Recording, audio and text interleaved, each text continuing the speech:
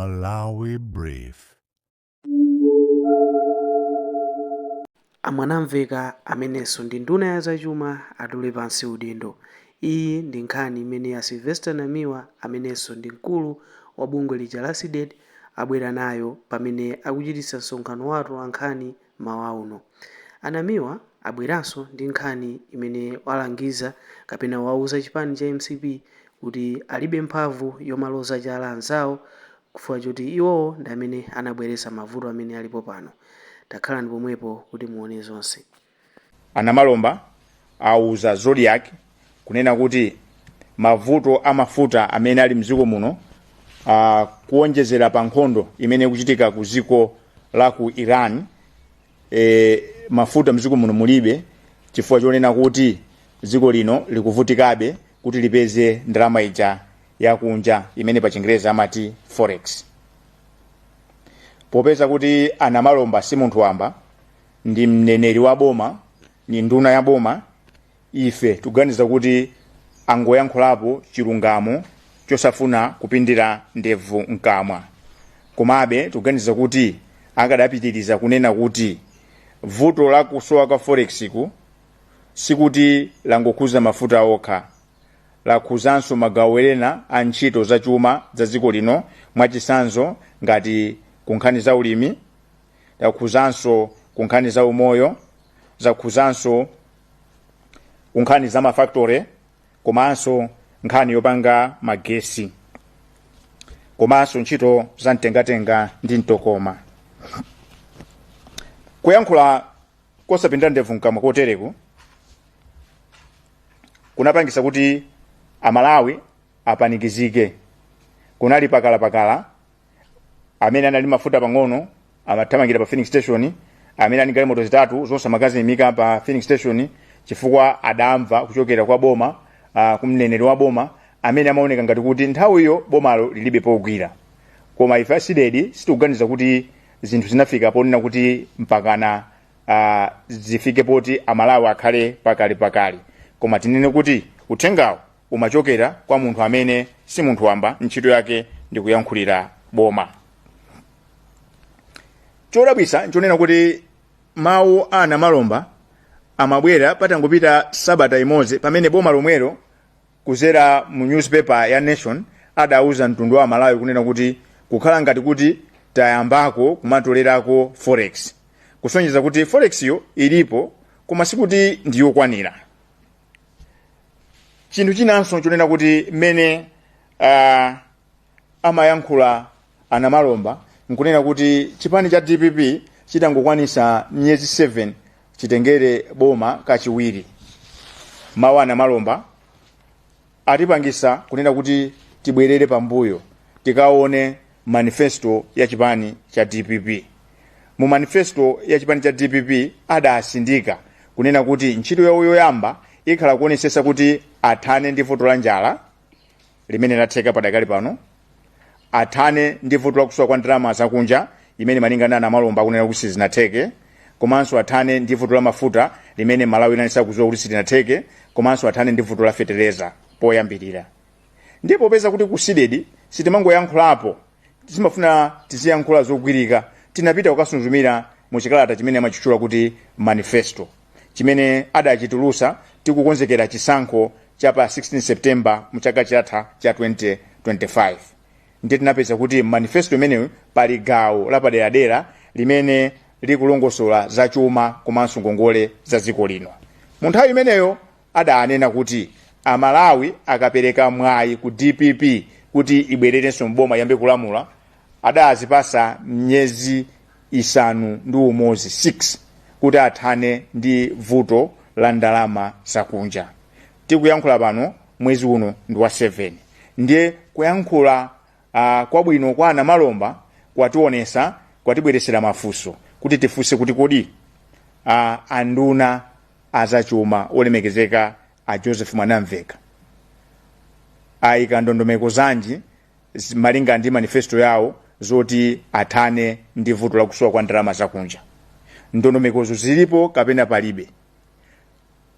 Ndifake lero SIDED yabwera pano kunena kuti popeza tamva kuchokera kwa nduna ina ya boma Anamalomba kuti vuto la forex lafika posauzana, ndiye amwanamveka abwere poyera atiuze kunena kuti atasankhidwa kumene kukhala nduna adayika ndondomeko zanji zoti athanire ndi vutoli molingana ndi manifesto ya DPP.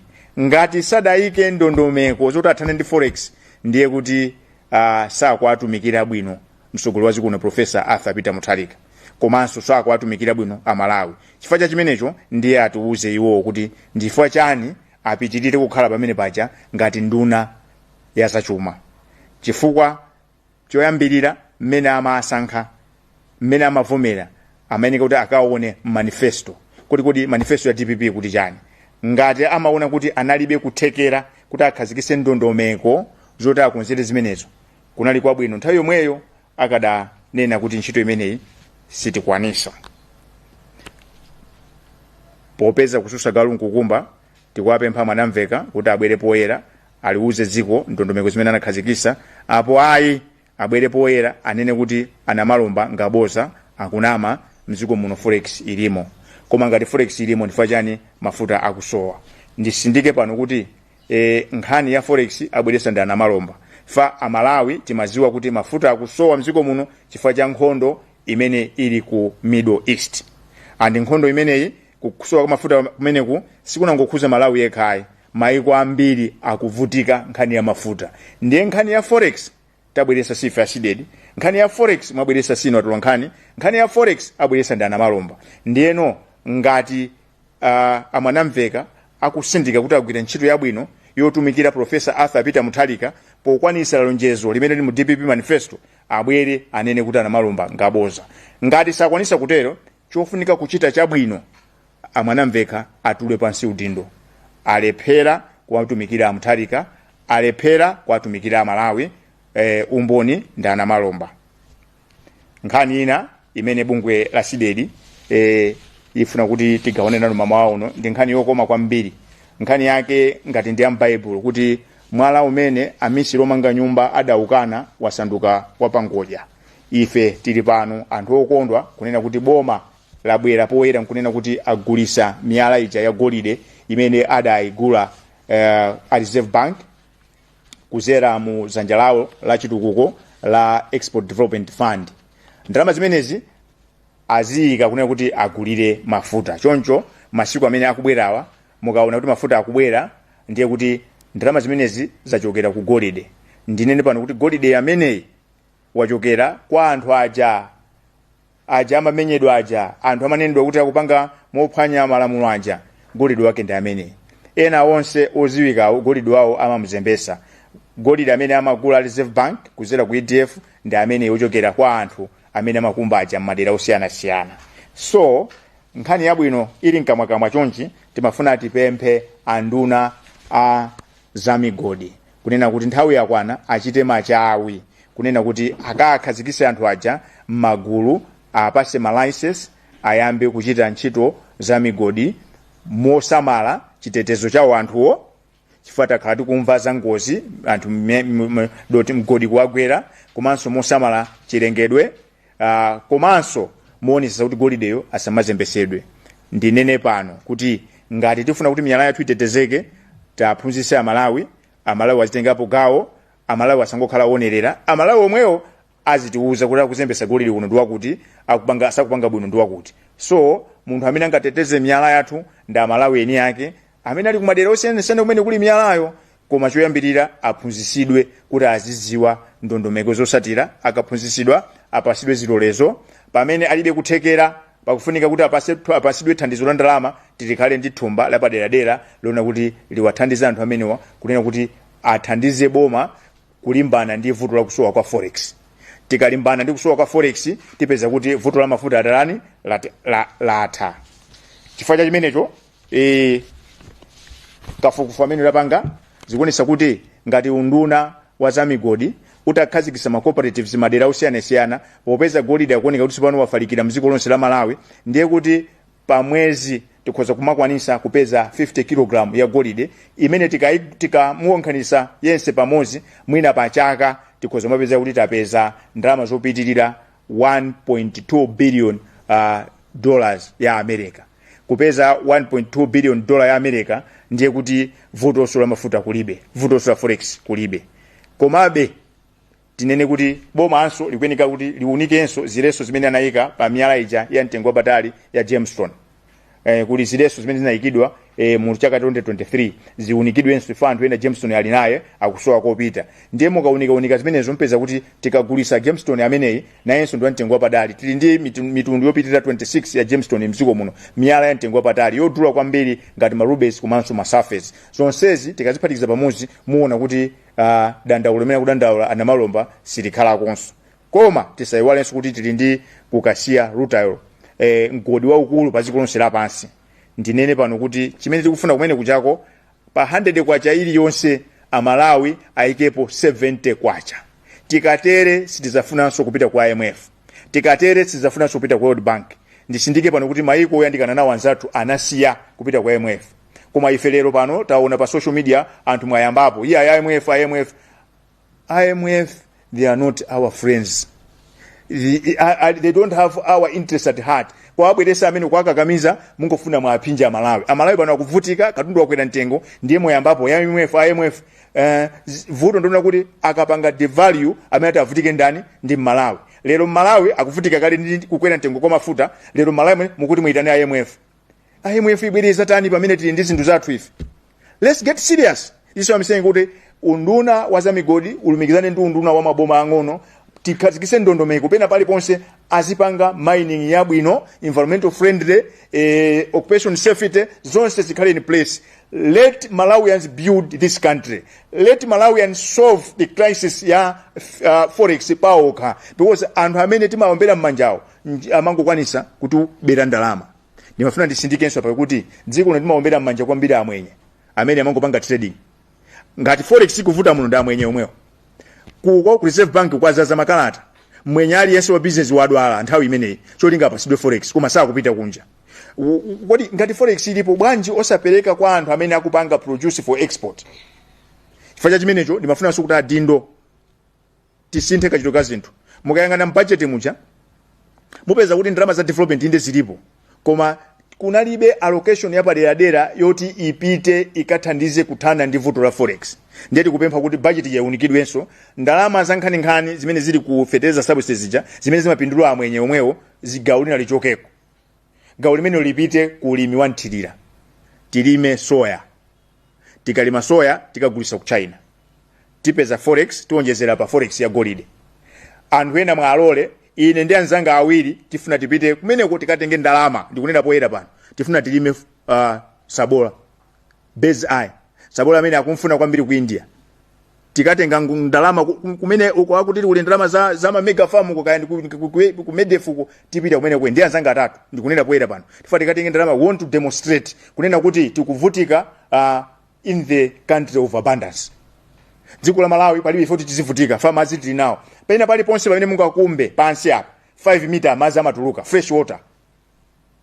Ndi ndaliso mene maiko ena kulibe. Maiko ena kuti achite ulimi amakatenga doti kuziko lina kubwera nawo pa ndege, koma kunoko Mulungu anatidalisa. Ndi we want to demonstrate, sikuti timangoyankhula, we want to demonstrate. Ine ndi anzanga atatu tapanga commitment, tifuna tikatenge ndalama kuboma kumweko tikalime sabola tithirira. By September tikatutumiza sabola ku India, ziko nolipeza forex. Choncho aliyense amene akumtimvera pano, aliyense apeze njira yoti apange kumbali yake kuti tipeze forex. Izo mango yadalira anthu andale chidwi chawo choti athandiza anzinzawo amwenye. Alibe welfare ya inu ndi ina at heart. Ndikuyankhula pano pali mwenye wino choka kulimbiko akukhala pa Bingu pa Bingu hotel, akukhala pamene wachita kusamuka akuti afuna kulisa lima sugar. Instead of kuti tipange company ya kushudu revamp izitibweresera forex, anthu ena ake ndithu connected panopa amubweresa mwenye kuchoka kulimbi akukhala hapo pa Bingu akukakamiza kuti akulisa lima sugar. So nthawi yakwana kuti Amalawi tizuke. Mavuto athu sasovedwa ndi anthu andale, mavuto athu asovetoka. Koma anthu andalewo atipase kuthekera. Ndifake tikupempha pano ma license. Anthu apasidwe ma license a golide, anthu apasidwe ma license a Jamestown, koma ma license mukapasidwa muzilondolozedwa.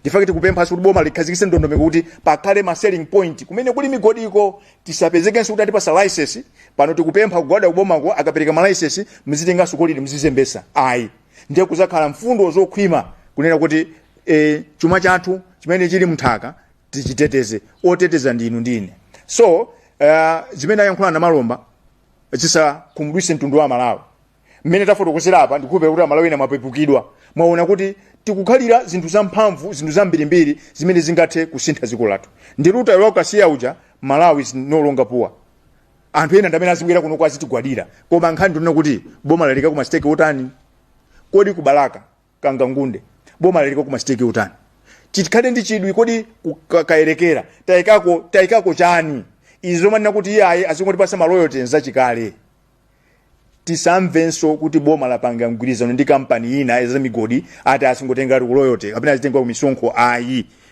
maminuzi amene ali muno ndi athu monga amene akuyankhula Professor Arthur Peter Mutharika kuti kuli bwino maminuzi akhala pansi pa 1 million years kubwinonso akhalepo another 1 million years kuposera kuti akatukule dziko lina so kachibwana aka komatenga zinthu zathu kumapitisa kunja katheretu nkhani yomaliza tibwereze pano Amalawi akuvutika pano pa Malawi mbiri akuyenda pansi ndiye tikupempha adindo kunena kuti musipange ko suspend ma levies kuli kumenya ma levies ena kuti tikhoza kwaika pambali marepu yo imangothandizanso amwenye omwewo ndineni pano ndibwereze mwandimva marepu simathandiza Malawi imathandiza amwenye omwewo so lankhala ngati dziko lino ndi munda wa amwenye chifukwa chani Amalawi timasankha kuyangana kumbali so kwa nthawi muyimise marepu leve kaya muyimisa road leve msonkho oso monga mene achita ku Zambia mupange suspend songo mafuta asike mtengo Amalawi akuvutika we cannot proceed like this so kanondo atu nkhani koma zinazofunika kuti ndifotokozere zimene zili pano nkhani zonena kuti zimene ayankhula na Malomba amwanamveka ati yankhule komanso ndife okondwa kunena kuti golide kuchokera kwa anthu aja amene matenda ayili kwaja agulisa kuboma lero boma likudalira golide limene ndiye tipange ndondomeko zoti golideyo apezeke wambiri kuti apezeke wambiri tadalire kwa anthu athu tikadalira kwa anthu athu pale anthu pafupi 1 million amene aphunzira amene ali ndi chidwi kale pa nkhani za golide kusonyeza kuti it means instant 1 million jobs komanso ngatifuna ndalama misonkho anthu idwa ndaloje mamoti tizibweresa misonkho ina ya chilendo yozunza anthu njira ina yabwino tona kuti anthu 1 million amene tikapanga register tikapanga organize azitipira msonkho wabwino aliyense kumayenda kuli madera ena pano pa anasintha kale kumene ayamba kale ntchito za migodi kusonyeza kuti dziko la Malawi tikukhalira chuma koma kuti mwina kachidwe kathu ka zinthu tikuyeneka tisinthe we need mindset change in this country we have got all the resources koma aliyense akumayangana zake ifeyo amene timavota afe timasankha kuyangana kumbali so ndinanena kuti this government ya DPP has no room for errors. If you accept that, now we are creating a vicious circle where we'll be voting every 5 years, replacing one set of fifths with another. We cannot proceed like that. Let's be vigilant. This is a democracy. We need to hold these guys accountable. Ndifakele utaya ambapo kuti manifesto ya DPP ikunene natu kuti the first 6 months azapanga address forex. Now, sitikhulupirira kuti the whole DPP economist ndi munthu mmodzi. Ayi. Ngati kuti DPP economist kulibe look around. We are 23 million Malawians. Tisamaoneke ngati kuti tikusowa pogwira ayi kula Malawi. So aliyense kupatula anduna zachuma. Now ndiyankhule ndi wina aliyense amene wapasidwa mpando mboma ili.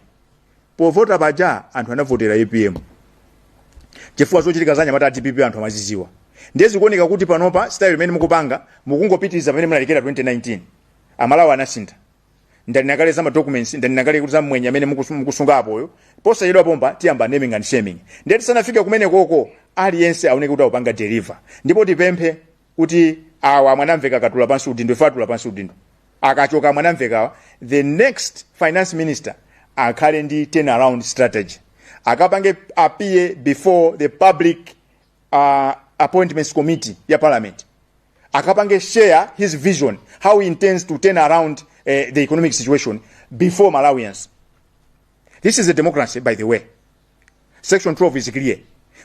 If you accept to serve in a public office, you are using borrowed powers. Now we should be calling this. If we allow DPP, MCP, we are creating a very dangerous terrain for this country. musaiwale kuti tukhala mu mdziko muno malo mwa ana athu ndi ana awo. Now we cannot waste 10 years tata yakale 5 years ya MCP. We should not allow DPP so kuti 5 years iso apange zimene apanga MCP. No way. How to do that? We should never feel ashamed. We should never feel tired to demand accountability. Simple. If you're in public office, you should be accountable to the public, or else you should go. What we should do is we should make those people in public offices very uncomfortable to indulge in corruption, very uncomfortable to abuse power, because power belongs to you and me. So let's be serious. This is the only place we call home. So what am I saying is, DPP, go back to what you promised Malawians. Go back what is in the manifesto.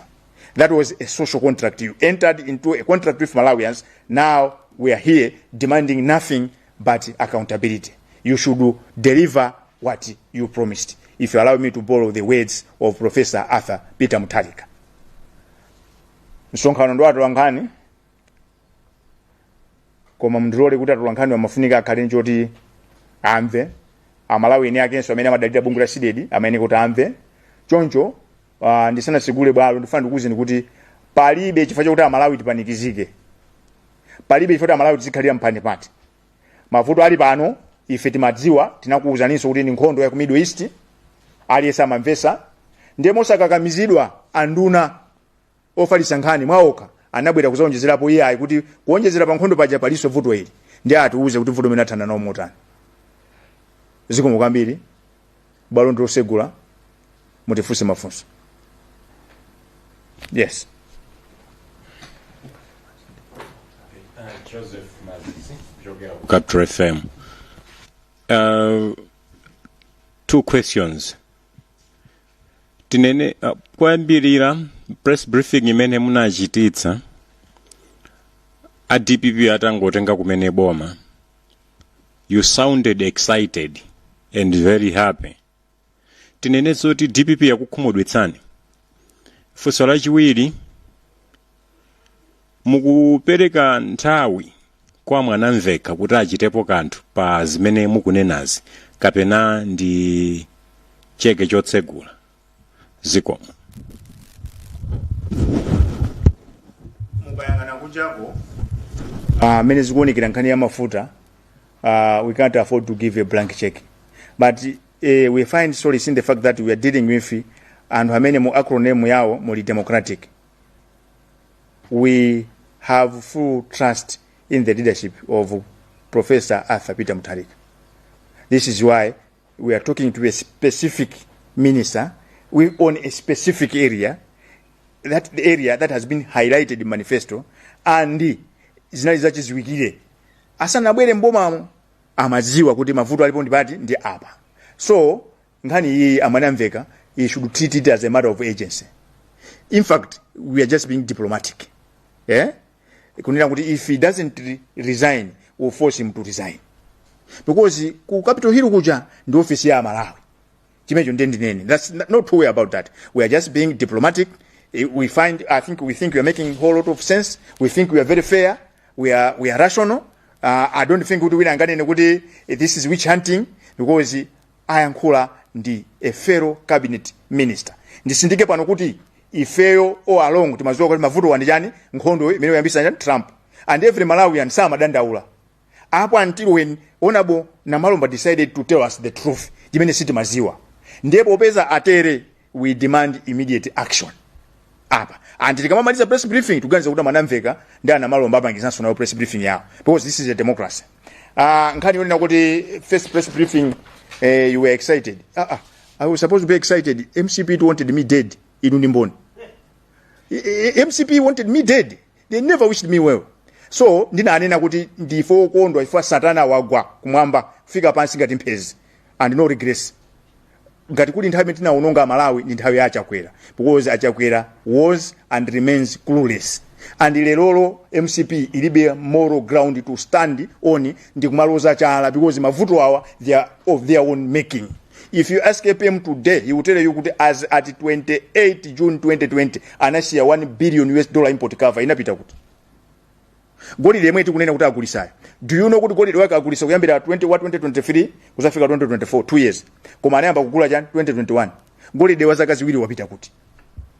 So MCP, they don't have any higher moral ground to stand on and preach about economy, preach about accountability. These are petty thieves. Amati kuba choncho mwachita kuthawa. Ali ndimwe achifeje kuti mulanthu ena achibwana mu TPP mu akwayika kumbuyo. Ndibwereze. Kula anthu ena achibwana mu TPP mu akwapanga shield. This is why zikanga tisizi kuenda. Shortly those people will be covered. This country belongs to all of us, and ngati sitipanga machawi dziko litizibwerera mbuyo tili ndi ana tikenako zizukulu zawo. So have no regrets whatsoever. I was excited and ndinanena ndikukumbuseni kuti ndinanena kuti ndikukondwera chifukwa Satana wagwa ngati mphezi kuchokera kumwamba, and I meant it and I stand by that, and the MCP was glorious. Zikomo kwambiri. Chisomo chingwalu wa Zodiac mwakamba pompano kuno kuti zikuoneka kuti import cover kunalibe potengera kuti ndimene akhala kufotokozera DPP kuti was depleted ndi ulamuliro umene wapitawo pa 6 months imene adaperekayi. Simukuona kuno kuti inalibe yochepa kuti zinthu zikhoza kusintha ndi mmene adazipezera zinthu zili mmene momwe kuti akuti zidali zitaonongeka kale. Ngati kuli chipani chimene from where I stand to be corrected, ngati chimene chili chipani choti chili ndi blessed kwambiri ne ma skills ndi DPP. Every position ukakhala kusogoloko kumbuyo kumakhala kula anthu ena 15, meaning kuti for argument sake atati amwanamveka apanga zimene tikunena pano kuli kukhala over 75 economists oti they can serve in that position. Ndiye sindikhulupirira kuti chimene amapanga amachiziwa kunena kuti in 6 months anali ndi njira, koma mwina njirazo amwanamveka asankha kuti adali nazo, kapena amwanamveka usafuna kumva, kapena iye ali ndi zolinga zina. So funso limene lolo ndikukhulupirira kuti mukafunsa DPP kuti mmene mmayika 6 months ngati nthawi yoti muthane ndi forex, were you realistic, munayang'anira chani? DPP yo in this spokesperson akakuyankhani, ine ndisayankhulire, koma ndikukhulupirira kuti mmene amapanga zimenezo iwo amadziwa. Komanso ngati ku DPP uko kulibe munthu woti akhoza kukhala pamenepo, tilimo wa Malawi 23 million plus dziko lingatonse, and ma public appointments amativuta, dziko lili mativuta because timayamba kuganiza kaye kuti kodi amene ndi wachipani chanji, kodi amachokera kuti. Let's look at skills and competences. Pamene tafika panopa, we should be looking at skills and competences. Kaya munthu ngwa DPP kandi wa MCP kandi wa UTM kandi wa Ford kandi wa Mbakwako, koma ngati ali nkuthekera kuti can turn around the economic situation, amene mpase ntchito. Ndifake PM adanena kuti Malawi ngwatonse pasakhale ena kuti they should feel entitled. No region, no specific, no tribe, no jani is larger than this country. Tonse tilipansi Malawi ngwankulu. Ine ndiwazigausi kuchokera kuno ku Times, nanenso ndi ndifunso limodzi limene ndimafuna kuti mutithandizeko. Akakasi koyamba ngati bungwe la SEDED kupempha akuluakulu mboma kunena kuti atule pasi udindo. Miezi yapitayi munanena konso kuti atone jeno ndi gulu lina la anthu litule pasi udindo. Nkhani imene ija imene inathera sitikudziwa bwino. Apano mwamba kunena kuti so amwanaveka atule pasi udindo. Kodi nkhondo imene mukupangayi tiziti ndi nkhondo ya personal kapena ndi nkhondo ya dziko, komanso anthu tikukhulupirirani bwanji kuti ulendo uno zimene mukunenazi muzilondoloza pakana kumapeto zikafike zikomo. Funso labwino kwambiri. Ziko likuonongeka chifukwa cha kaganiziro kake kameneko. Ndikabwera pano, there is nothing personal. Mafuta amene akuvutawa sakuwavuta na miwa oka, sakuvuta DPP oka, sakuvuta MCP oka. Now ngati mwaona kuti anamiwa ayambisa nkhani yabwino, anamiwa nkhani yasakuipitiriza, ndifake timanena kuti we should not turn into a passive citizenry. It's very dangerous for democracy.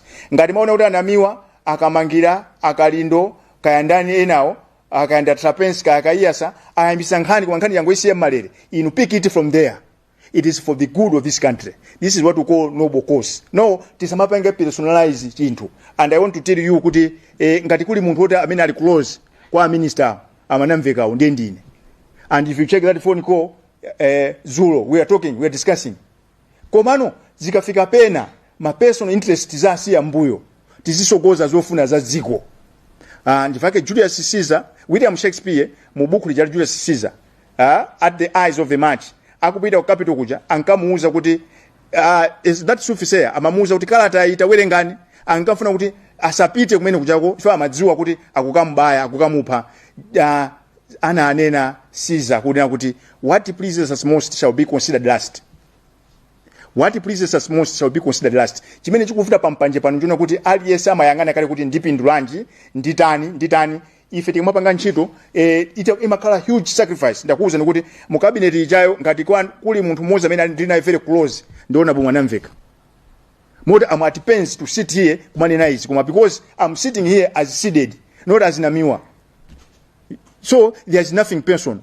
And ndibwereze pano kuti tinapangisa ife press briefing ku Blantyre kunena kuti akulu tisegule maso athu tiziyang'ana kuti ku Middle East kuja zitikhuza all along wa Malawi amaziwa kuti mavuto nkhondo mafuta akuvuta chifukwa chani nkhondo imene wayambisa Trump apo antiluzana na Malomba decided to do otherwise.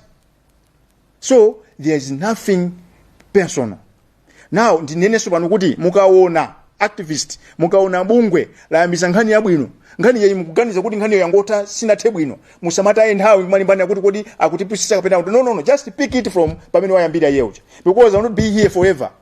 I'm only a single person. If you decide to kill me today muganiza kuti sile idichira pompano. Now let's wake up Malawi, let's change our mindset. Kantima akaka ndikamene amapanga anthu ajama ombera mmanja anthu otizunza.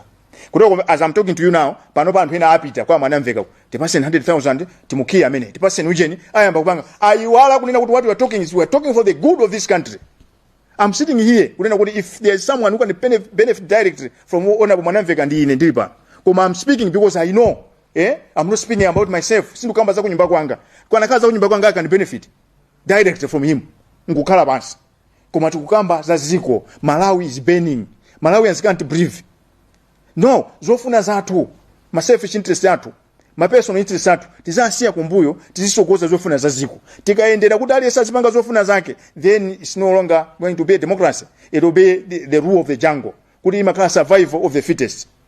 Ndesi siziko nsumene. The whole reason why governments were established was to protect the marginalized and the weak. This is why timanyamuka kumabwera. I mean, this is a very dangerous job. I want to tell you this. As I'm talking to you now, we are creating enemies. Each and every day. Someone within a population, someone has to take the risk. Someone has to hold these guys accountable. That case ya Beru. Kuti makosa madandaula kuti tikuta. Koma amene kuti maliza ndi uyo. Ndiye wina anapanga device kapange ni Beru.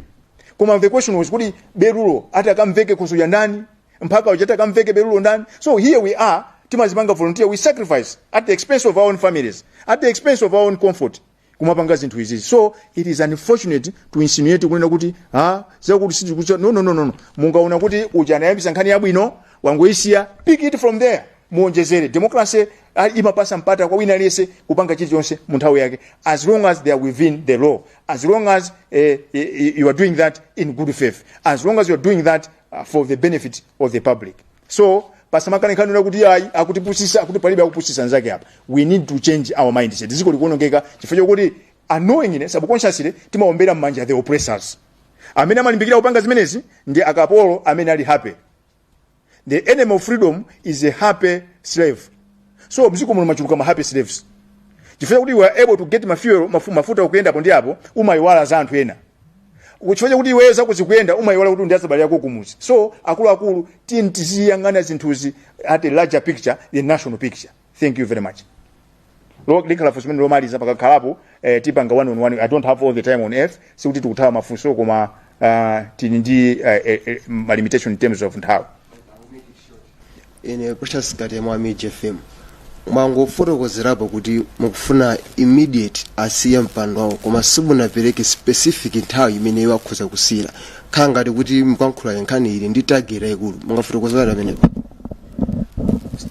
tifuna tulowe chizungu classroom takhele imene walipera mchichwa statement simunaione anaiona mukaiwerengaso mweza kuti simufusa fuso imene mangoti pakhale immediate resignation. Okay. Taiwerenga ni statement. Ziko kwambi. I think kuti tipangisane manyazi pa group asisikala bwino. Ineso ndi ntolankhani pa chamukuziwa ziko kwambi. Chifukwa cha nthawi tiyankhulani 1 on 1 komabe ndine makomolezo kuno mungagawo cha blanket 10 seconds. Zikomo kwambiri apapa zaonetsa kuti anduna zachuma ntchito ayilephera kugwira ndiye apatsena amene akuza kukwanitsa kugwira ende ndizomvetsa isoni kuti mpaka pano forex mdziko muno sikupezeka ndiye ndikupempha Malawi kuti tiye tigwiraneni manja kuti tithane ndi vuto limeneli. Zikomo kwambiri.